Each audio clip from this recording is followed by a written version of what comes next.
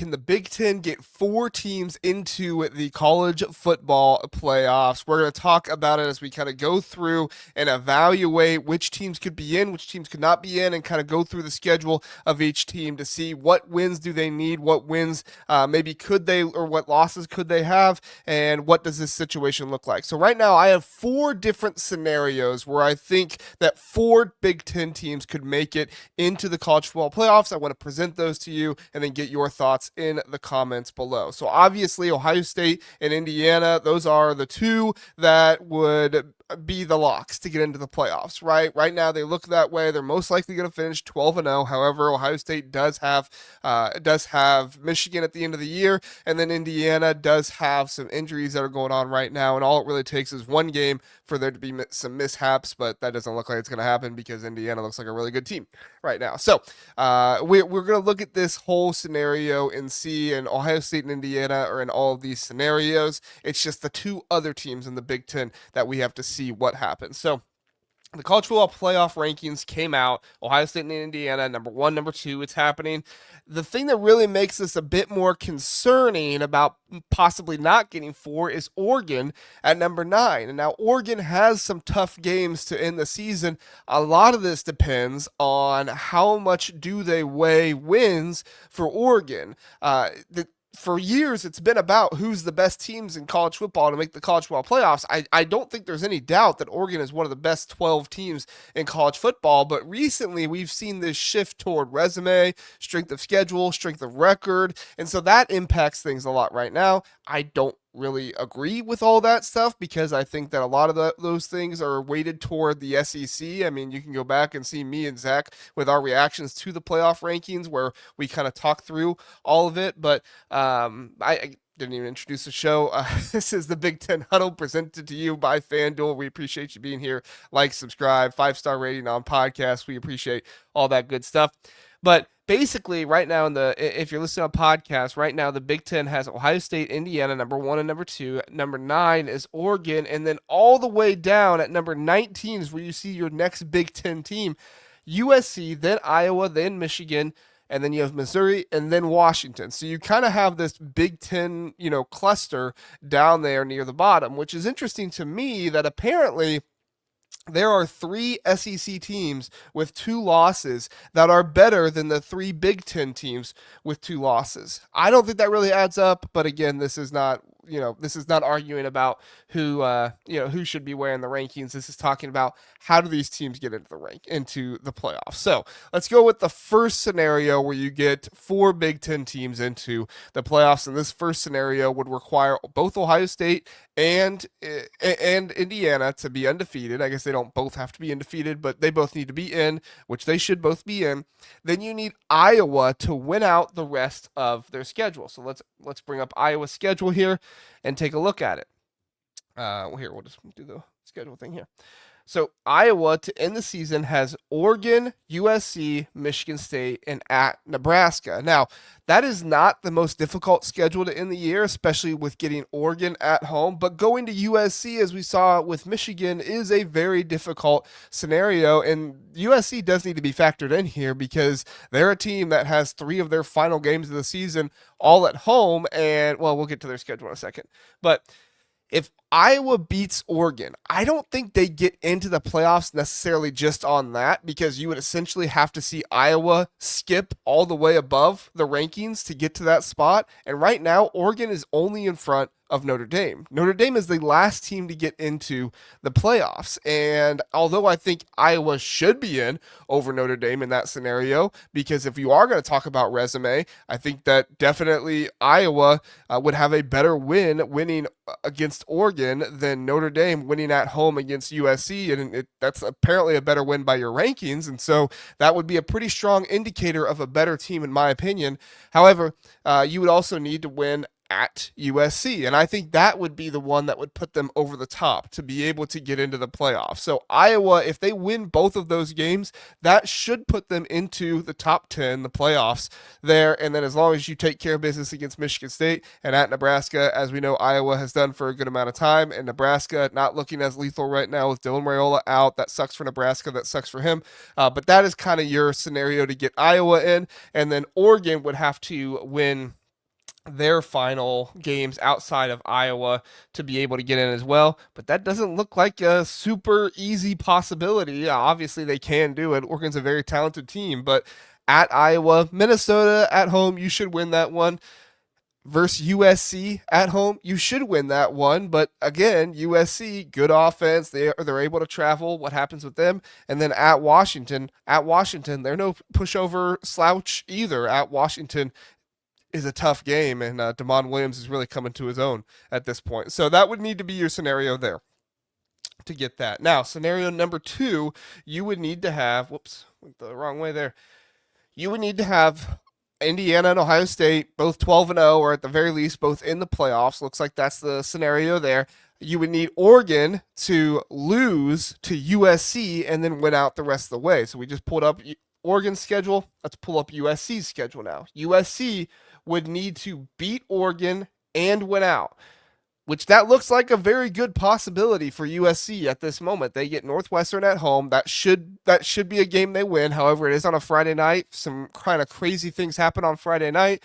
I by no means am I picking Northwestern to win, but I do think it could be a bit of a closer game if the timing and stuff like that kind of gets to USC a little bit. We've heard Lincoln Riley say that he's not really too fond of that timing, and if he's not too fond of it, it's probably because he doesn't feel like it puts his team in the best position to perform. But anyway, they can shut all that up by covering against Northwestern. And then you have Iowa. You get Iowa at home. That's a much more favorable scenario, especially with the way this USC teams plays, and then not having to go to Kinnick. That's a much more favorable scenario. But if Iowa beats Oregon, that's going to definitely be a game that you're concerned about at Oregon. That's the most difficult one, I think, right there, because you're going to Autzen Stadium. USC not as good on the road. However, they've not been terrible on the road this season. They had the one road loss to Notre Dame and the other one to Illinois. Both of those close games. The Notre Dame game, they could have won. I think if there was not maybe some weather that happened there at the end and some poor play calling, in my opinion.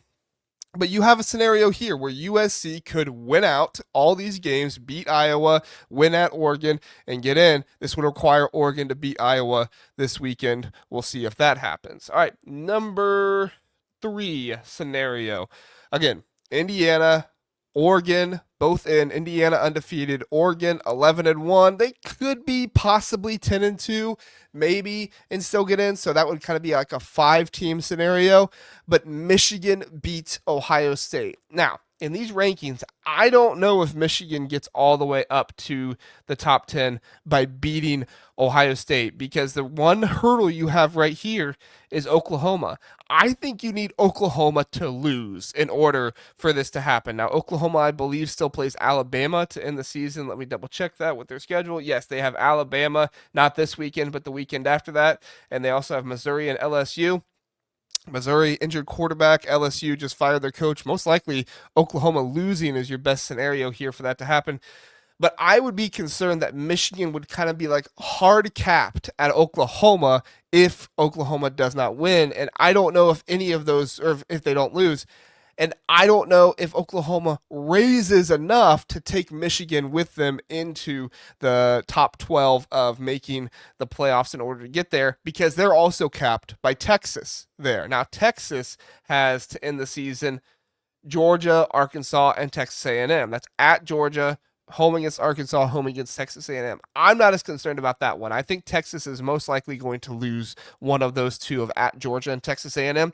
So you should be fine there, but you do need probably Oklahoma to lose against Alabama as well. That will most likely happen, but as we've seen, Alabama is not exactly the most trustworthy team in the nation. So Michigan, they beat Ohio State. They should be in, but there is definitely some possibility of some wonky things going on there. But Ohio State, even if they lose to Michigan, like we saw last year, they should still make it in. They lost to Michigan, a worse Michigan team last year at 10-2. They still made it in at 11-1, losing to Michigan, a better Michigan team. They should still be fine being in. So that's your three-case scenario there. That's your number three scenario there. Your number four scenario here is Ohio State, Indiana, both in, at the very least undefeated. And then Washington wins out the rest of the season, which would require them to beat Oregon. Oregon goes 10-2. Washington wins out. And this might be one of the more likely scenarios here, because Washington has at Wisconsin, Purdue, at UCLA, and Oregon. I think this is the most likely scenario to happen when you look at the schedules and who teams have coming up. Now, Washington does have to go on the road, but these are two teams on the road that Washington has shown they are better than this year. UCLA, a good team, don't want to take anything against them, but Washington should have the team and should have the healthy enough players now to be able to go in to UCLA, win that game, especially with it being less distance than traveling across the country. So I think this is the best scenario for the Big Ten to get four teams into the playoffs. You get Oregon at Washington. Washington, very difficult place to play. Jed Fish has familiarity with playing Dan Laney now after seeing them last season.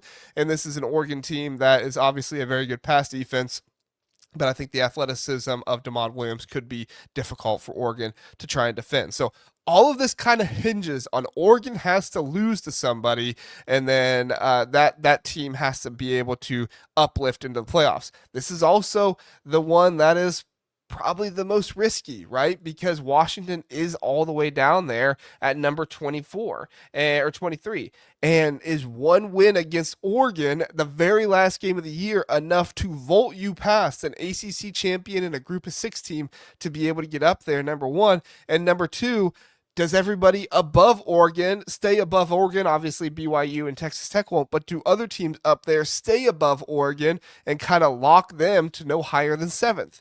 And if Oregon loses to Washington, would they drop down enough to be out? Would Washington get in? It's the most likely scenario to happen, wins and losses, I think, but I think it's also the most dangerous and risky, as I think you could only get three teams in. Now, with all of these scenarios, other than number three with the Michigan beating Ohio State, I think if Michigan beats Ohio State, you're looking at most likely five teams into the playoffs. Michigan probably gets up there with losses to, Texas and Oklahoma, both losing as well. So I think those teams will begin to move up a little bit more, but it is still not a given.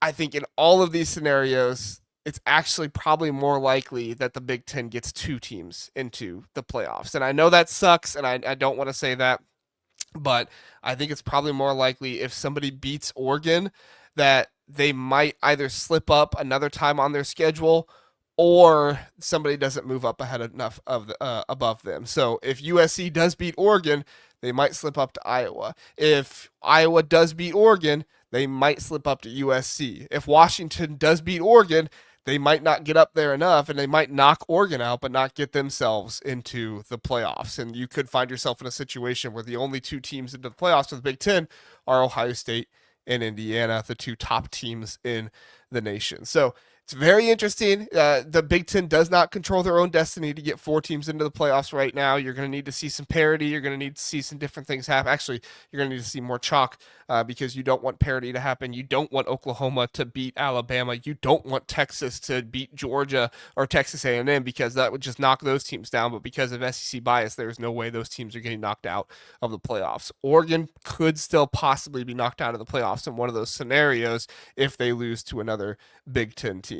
It's very interesting stuff. We're going to see what it's like moving forward. These ratings did not think very highly of the Big Ten, in my opinion, but the AP poll didn't either. And as we know, these college football rankings, they just basically take what the AP has done all season, adjust a few things with head to head, move one or two teams down a little bit more that they don't believe in, and then say, there it is, we're good to go. So if you look at the FanDuel odds, there is some hope for the Big Ten.